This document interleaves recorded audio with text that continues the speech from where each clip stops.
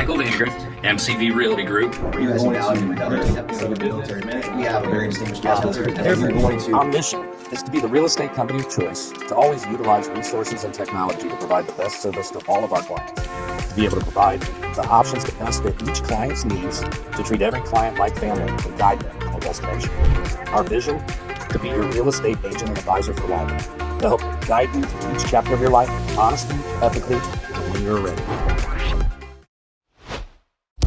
Hello everyone, Michael Vandegrift, MCV Realty, coming to you again today with another 3Rivers market report for August 28, 2024. Got a lot of up arrows, some exciting news, got this whole presidential election brouhaha of how it affects the housing market. You know, I'm looking into that, and I'm actually going to do a presentation on the effects of presidential elections on the housing market. Whether it is or isn't, we will find out, and we'll do it together. We got 570 active available listings in Fort Wayne Metro as of 8 a.m. this morning. That's up 6 from the previous week, and we've seen that up 3 weeks in a row. Week over week, that's up 1%, up 40% year over year. New listings came in down just 1 over the previous week, so down less than 1% week over week, up 25% year over year. Solds came in down 5% week over week, but up 4% year over year. Pendings came in up 7% week over week, up 4% year over year. Median sale price came in at $259,900, showing 9% appreciation based on last year's median sale price. And we've seen some effects of cooling on housing prices, but we're not certain. And now we're seeing week over week another evidence of they're still increasing. And the Case-Shiller Index just came out showing record highs for home prices. So your home is now worth more than it ever has been. Days on market sped up, showing market activity and showing strength and demand.